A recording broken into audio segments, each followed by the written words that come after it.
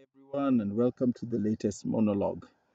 Now, this I'll do two monologues in quick series because they sort of connect to each other.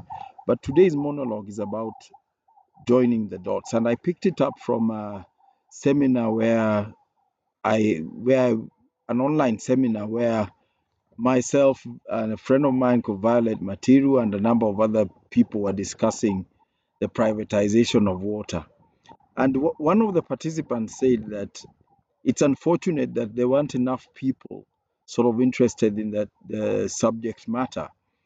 And Violet raised a very important point that it's our inability to join the dots, to see the connections between things. And this is largely because of our fragmented education system where you're told you're a doctor, you don't need to know anything about history, or you're an engineer, you don't need to know anything about culture or literature.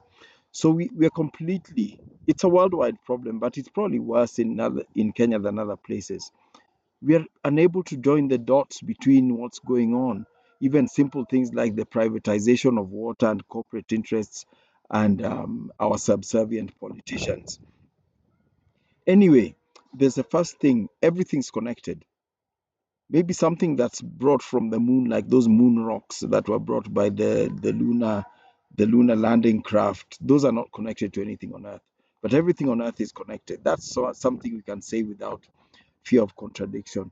And secondly, the whole world is involved with cycles, and it's strange that we can't fathom that because our own life is cycles and seasons, childhood, adolescence, adulthood, middle age, old age, uh, being a parent, grandparent, etc., and eventually coming to the end of life. So everything is cyclic. And it's important for us to understand this, particularly in terms of global geopolitics. We've had a lot of eras in history: Roman Empire, Greek Empire, those the various dynasties in China, etc. But moving closer to the modern age, look at things like powerful empires like the communist Russia, the Bolshevik Revolution of 1917. The power of communists, it rose to become a very powerful empire, but it only lasted until the early 1980s. Then we now have this strange paradigm where people say, oh, Mikhail Gorbachev shut it down, or the late Ronald Reagan had a role in shutting it down. No, it lived its cycle. It collapsed under the weight of its contradictions because it had many contradictions, which we don't need to go into right now. And those personalities who are connected to this thing in history were simply the custodians of the narrative at the time when the cycle came to an end. It's Mikhail Gorbachev who was the head of the Communist Party when the cycle of the Bolshevik Revolution finally came to an end, and Ronald Reagan was president of the United States, the sort of other protagonist in global geopolitics at the time. He didn't bring it to an end. He couldn't. He couldn't have. No single person could bring it to an end. Just like Lenin was the custodian of the narrative when the revolution happened. So what does this tell us? You can also look at the situation with China again, 1947 to the early 2000s. The key thing between these two empires, if I can call them that, is that they've reinvented themselves, and they're no less powerful today than they were back then, but in different ways. That China itself brought it. China itself became a global commercial powerhouse. It's not communist by any stretch of the imagination. It's a capitalist society, and they're winning at the capitalism game, despite every news outlet calling them the world's second largest economy. But that's beside the point. The point is that they ran these cycles of in the case of China about 7 decades, and similar to Russia as well, around 7 decades, and they came to an end. Now, they were socialist systems that sought to nurture people. Now, if you come to Western capitalism, which has also lasted around 8 decades since the Second World War, when it's really consolidated itself, um, it's a predatory system. The socialism is more like tries to grow from within itself. Um, a predatory system preys on other societies, other people's resources, other nations, and builds itself that way. And it succeeded for many decades. Um, the World War II, the West really prevailed in their ability to mobilize the masses and manufacture weaponry, machinery at a rate and unequaled in other parts of the world by unequaled by the Axis powers, Germany, Japan, and Italy. So the machines remained that way. And the predation continued for the decades thereafter. We know about the assassinations of socialist leaning leaders, from Lumumba in Africa to Salvador Allende in Chile, in South America, and various other parts of the world. This was the predatory system. And that's how it worked, by eliminating and consuming prey and other nations. That's why it's lasted so long. But now we've reached a point where the so called prey nations, if I may call them that, have become wise. And the predator is now becoming, is having a harder time getting prey. In some instances, the predator is actually becoming a cannibal, beginning to prey on itself. And we know, those who've learned ecology know that cannibalism is the beginning of a collapse of a species, if it's to happen. And it doesn't happen in nature unless in an environment where species is invasive. But what's happening now is that cannibalism is manifesting in different ways, like the rise of the false economy, the incredible strength of perception wealth, where the world's richest man is not someone who produces anything, is someone who's perceived to be wealthy. Where you have false things like carbon trading, where you have capitalism investing so heavily in ridiculous things like artificial intelligence, not knowing that if they succeed in automating everything, they will have completely crushed the market of consumers who are meant to buy the goods they do manufacture. But these are the desperate symptoms of cannibalism, when a predator has run out of prey and is now struggling to survive and is on the way to collapse. The other method they've used is trying to domesticate, if I may use the word domesticate, prey. And so nations that used to be prey are now being persuaded that they are friends, like Kenya. You realize that when Kenyan leaders talk these days, they're always saying Africa needs this, Africa needs that. Other African countries don't care what Kenya thinks. They never talk about Kenya needs this, Kenya needs. They're always talking Africa needs this, Africa needs that, and that shows you the external hand in what they're saying.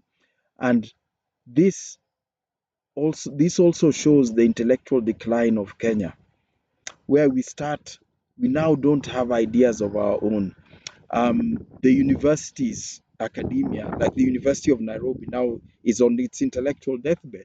Indeed, this Patrick Vakoyen, who's been appointed chancellor, he's been sent to put it to sleep, to euthanize the university. That's why his biggest contribution since he came in has been to announce the introduction of a school of artificial intelligence. Now, don't get me wrong, artificial intelligence has its uses, but it's a tool. It's a tool. It's not an objective for anything. It's not something that's an end in itself. So you cannot, it's a tool like pliers or spanners. You can either study how to do wiring using pliers, or or to build wire sculptures, or to repair cars using pliers. But you can't study pliers. You can't have a school of pliers or a school of spanners. The spanner is something used to fix cars, to build metal structures, etc., to tighten bolts and nuts. That's what it is. So he's now introducing a school of pliers. That's the intellectual death knell. When did any of us last hear of any radical new idea, whether in the arts, sciences, or anything that came out of the University of Nairobi or any of our other universities for that matter. It's because now we are doing what Wandia Njoya refers to as market driven courses. The most ridiculous thing you've ever heard of. Market driven courses. So when that market disappears, what do you do with those qualifications that were attached to that market? So this is what we must understand. Everything's connected.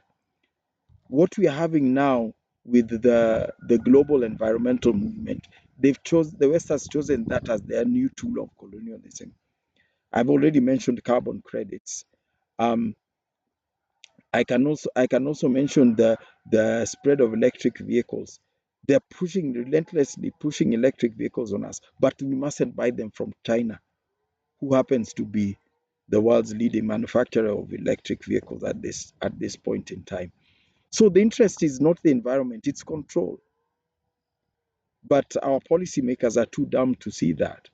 And it's also because we keep thinking that they're our friends. The people who colonized us, enslaved our ancestors, etc., punished us in so many ways. We keep thinking they're friends. They're desperate predators who are now trying to domesticate prey. And Kenya is one of the prey specimens who has chosen to get into the corral. Others have decided to stay in the bush and make their way, wisely so. So if you look at the doctrine, my field, the field of conservation, we have the doctrine of so-called doctrine of discovery.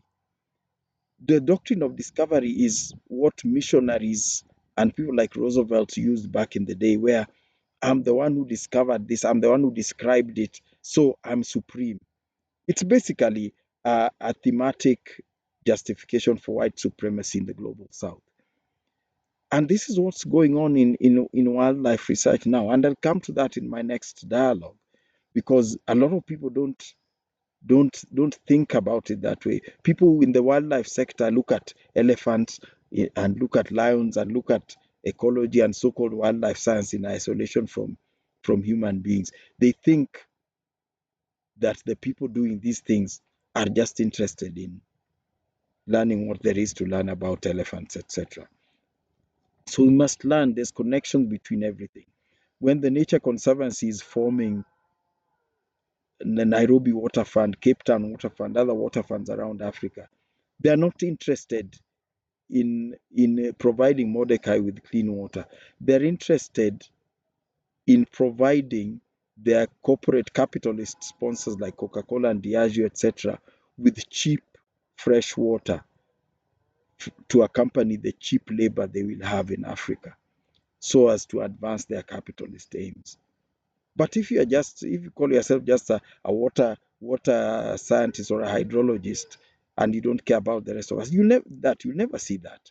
In fact, you love the Nature Conservancy because they are taking water out of rivers in Muranga and putting it into a nice, neat northern collector water tunnel and delivering it to homes in Nairobi. What's not to like? But you must learn the philosophy part of it, because everything is connected. What you're doing now is connected to where you come from, and where you'll go next year, next 10 years is connected to where you are now. That's simply how the world is. So we must embrace connecting the dots. We must connect the dots, because as we've discussed in many forums, the predator plays the long game. They're playing the long game. If you think some vaccine came here because they love us, I'm sorry for you. Some of you may remember I've interviewed which Bill Gates gave during the COVID pandemic, where he said we are investigating why so many people are not dying, why the death numbers in Africa are low. Medical science only investigates why people are dying. Medical science never investigates why people are healthy or living, because that should be the objective, right? To have healthy people living. But this shows us, and we must be careful, especially of these oligarchs, because where governments are subject to UN rules, their own legislatures, etc. The oligarchs are lone rangers. They can do what they like when they like, and money can be channeled through them. So they can take the responsibility if something goes wrong, and the government can deny knowledge. But at the same time, these oligarchs, they love that position because a lot of them right now are living their evil, childish, and ridiculous dreams, and they seek to achieve them through largesse to various compliant people, like so many of those who happen that live in Kenya. Now, Kenya is also reaching a cycle, and again, it's that 60 to 70-year mark that happened with Russia and China as well. We are at 61 years now since independence. The method, the British installed an elite, a nobility through Lancaster House and the other instruments of so-called independence. Those first generation died, but they had fabulous power and wealth conferred upon them just arbitrarily. Their scions grew up in indolence and plenty, and we have suffered from having those scions in senior positions in this country. So it's come to an end now. Those early leaders, even though leadership was sort of foisted upon them, they had some sort of targets, visions, even though they were self-centered visions, and they had charisma. But you see, those raging fires have produced cold, impotent ash, and we can no longer depend on that impotent ash. You can see the confusion in the political scene in Kenya now. It's because we are looking for kingpins. Who's our next kingpin? Where are we going to go next? Where is this community going to go next? No. Think about yourself and the country. We have reached the end of the British cycle. So it's now those who will find their feet in the new Kenyan cycle will succeed. Everything is cyclic. And Kenya has now ground to a halt under its own contradictions, like all other empires, big and small. Let's find our feet in the new dispensation. I'll talk more about the doctrine of discovery in my next dialogue, in my next monologue. But right now, let's look at ourselves and see the cycles for what they are. Nothing's meant to last forever, not even life itself. Let's think about that.